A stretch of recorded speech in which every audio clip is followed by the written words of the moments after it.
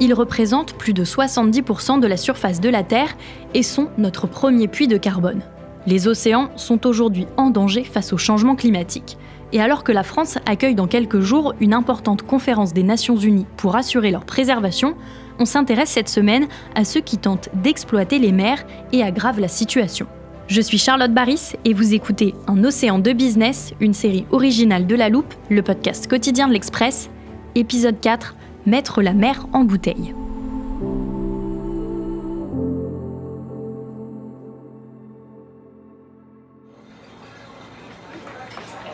Pour commencer cet épisode, je vous invite, chers auditeurs, au restaurant. Le serveur nous a installés à une petite table avec vue sur les cuisines.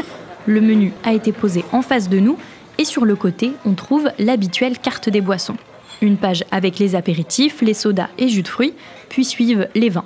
Rouge, blanc, rosé, de Bourgogne, de la Loire, du Bordelais ou encore d'Alsace. Mais il y a également une dernière page, cette fois consacrée à l'eau. Et ici, on ne trouve pas seulement les classiques Evian ou Vittel en bouteille, plates ou pétillantes. On nous propose une sélection d'environ 30 eaux différentes. Les bouteilles sont installées à côté de la cave à vin, dans un grand frigo visible de tous les convives et subtilement éclairé. On y voit un flacon doré, c'est une bouteille en or 24 carats. Une autre est ornée de cristaux brillants. Comme pour le vin, un sommelier vient nous conseiller celle qui accompagnera le mieux notre repas.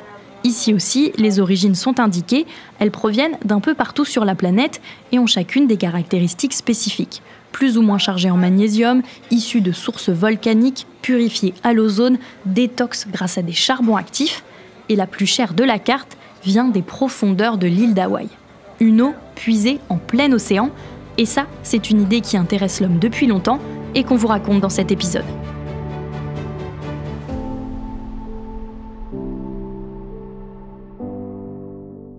Pour tout nous expliquer à ce développement de l'eau venue de l'océan, j'ai fait de nouveau appel à Sébastien Julien, rédacteur en chef du service climat de l'Express. Bonjour Sébastien. Bonjour. Sébastien, pour boire l'eau de l'océan en bouteille, il faut la dessaler, non ? Oui, beaucoup d'entreprises font ça dans le monde. Le principe est assez simple. L'eau salée se trouve d'abord portée à une température d'ébullition d'environ 120 degrés. En traversant plusieurs cuves où la pression est de plus en plus faible, elle passe partiellement à l'état gazeux. Elle se transforme en une vapeur débarrassée de sel qui ensuite est récupérée grâce à des tubes condenseurs. C'est un procédé classique de distillation. On peut aussi le faire à l'aide de membranes. Mais désaliniser l'eau consomme beaucoup d'énergie et c'est des coûts quand même qui sont importants. Alors, ce n'est pas la seule option pour boire cette eau de mer. Et donc, si ce n'est pas avec un processus de désalinisation, comment on boit l'eau de l'océan ? On peut aller chercher de l'eau douce dans l'océan. Pour la récupérer, on peut chercher donc des poches d'eau douce qui sont en contact avec l'eau salée mais qui ne se mélangent pas, à condition que, évidemment, l'environnement ne change pas parce qu'en fait, c'est la pression et les courants qui font que ces bulles existent. Donc, on a des réservoirs naturels qui peuvent contenir entre 300 000 et 500 000 kilomètres cubes d'eau, donc des réserves gigantesques qui se sont constituées il y a des millions d'années lorsque le niveau des mers était beaucoup plus bas. Et cette eau est de qualité parce qu'à l'abri de la lumière, à une certaine température, les bactéries ne s'y développent pas trop. Donc on a des entreprises qui cherchent à aller pomper cette eau douce et parfois même sous les icebergs. Et puis on peut directement récupérer l'eau des icebergs eux-mêmes. Tu veux dire l'eau qu'on peut récupérer quand ils fondent ? Oui, on a cette calotte glaciaire immense qui se renouvelle en permanence. Les glaciers contiennent environ 2/3 de l'eau potable présente sur Terre. Et donc, quand une partie se brise avec la fonte, on a des icebergs qui vont dériver. Ils sont pleins d'eau douce. Et là, on n'a pas besoin de dessaler. Tous les ans, on dénombre 40 000 icebergs de taille moyenne ou de grand gabarit autour du seul Groenland. Et un bloc de 30 millions de tonnes, c'est 30 milliards de litres d'eau, soit l'équivalent de la consommation annuelle d'une ville de 500 000 habitants. Et comment on récupère cette eau douce des icebergs avant qu'elle ne se mélange dans l'océan au moment de la fonte ? Alors, on peut récupérer l'iceberg quand il dérive. Pour les plus petits, on peut le mettre directement sur un bateau. On peut imaginer de tracter des plus gros. Sur un plan juridique, c'est possible puisqu'on est en dehors des eaux territoriales, hein, donc il n'y a pas de juridiction d'État. Donc c'est pas une idée nouvelle. Dans les années 50, des ingénieurs, des chercheurs imaginaient des solutions pour acheminer ces montagnes de glace jusqu'à leur lieu d'exploitation, y compris en les dotant directement de propulseurs. Et aujourd'hui, il y a des sociétés qui essaient d'exploiter cette eau contenue dans les icebergs. Bon, Sébastien, je dois te dire que je suis un peu déçue parce que je vois que tu ne m'as pas ramené en studio une bouteille d'eau de l'océan. Ah oui, désolé, mais c'est parce que ça coûte un peu cher. Je te laisse deviner le prix. Alors, une bouteille d'1 litre en supermarché, c'est quelques dizaines de centimes.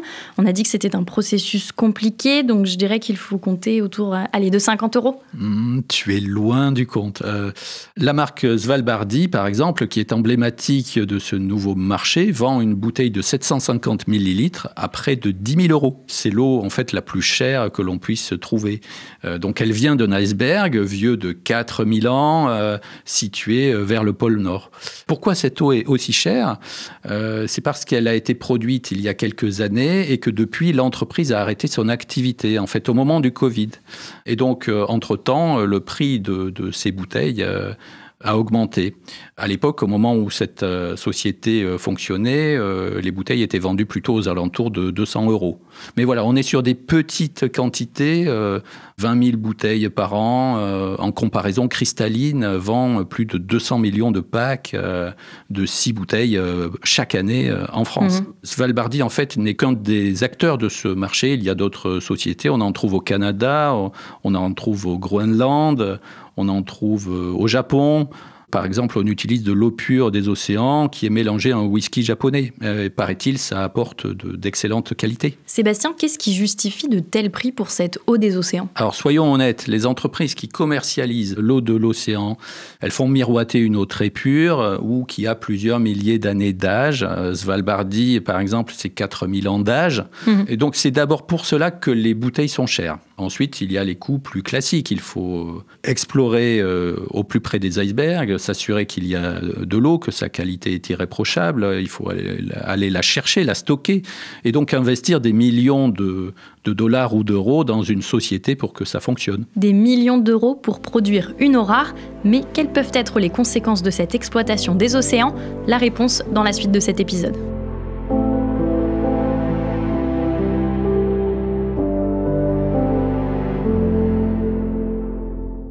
Sébastien, avant de poursuivre, je te propose de faire une petite parenthèse très importante. Quand on parle des océans et de leur vulnérabilité, on pense souvent à la pollution. C'est un élément qu'on n'a pas encore évoqué dans cette série. Et puisqu'on parle d'une eau qui est destinée à être consommée, ça me semble être le bon moment. Tu as raison, et on en a parlé hier dans le précédent épisode. Il y a évidemment la pollution issue des hydrocarbures qui se déversent dans l'océan. Mais on pense aussi évidemment au plastique. Le plastique à usage unique qui est consommé accidentellement par de nombreux mammifères marins. Des morceaux de plastique qui tourbillonnent, qui se retrouvent dans toute la colonne d'eau et qui s'enfoncent même dans les profondeurs de l'océan. On sait aujourd'hui que 9% de ces millions de tonnes de déchets sont recyclés. C'est un chiffre faible. La quantité de plastique dans l'océan Atlantique a triplé depuis les années 60. Dans l'océan Pacifique, on a cette fameuse plaque d'ordures, notamment plastique, qui fait 2 fois la taille du Texas.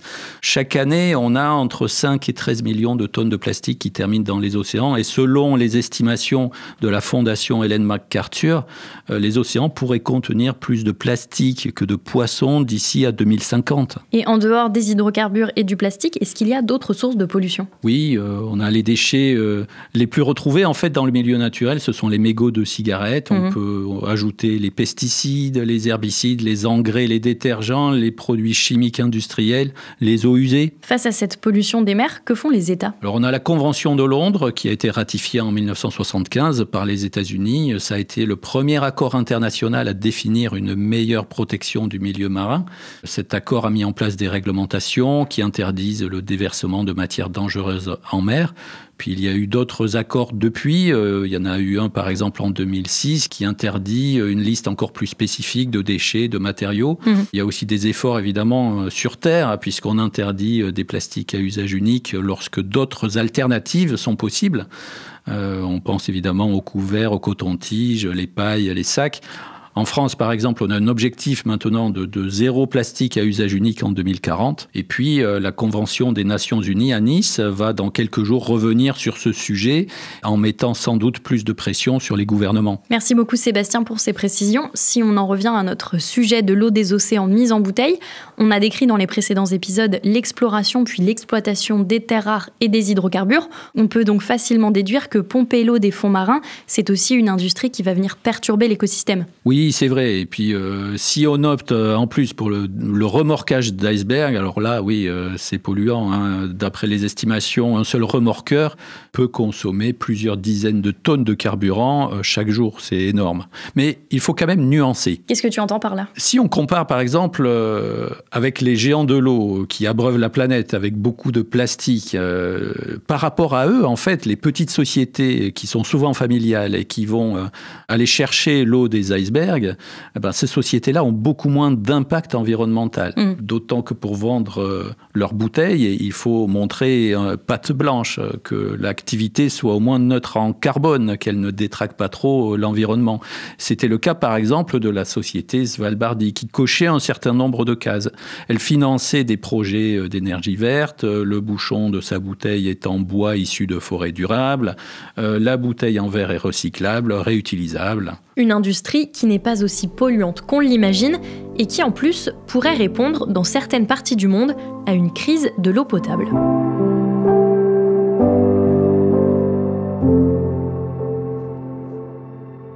Un filon marketing que ce fabricant français a bien compris. Vous achetez le rêve, vous achetez l'image, vous achetez quelque chose qui sort de l'ordinaire. C'est pour ça qu'il faut aussi travailler l'étiquette. Et pour vous convaincre de craquer, les fabricants s'inspirent de références bien connues, celles des marques de luxe. Sébastien, quand on parle d'une eau chère qui vient du fond de l'océan, j'imagine que ce n'est pas une boisson pour la vie de tous les jours. Alors est-ce qu'il y a vraiment un marché ? Oui, mais c'est un petit marché parce que c'est cher, on l'a dit, et il faut trouver des clients.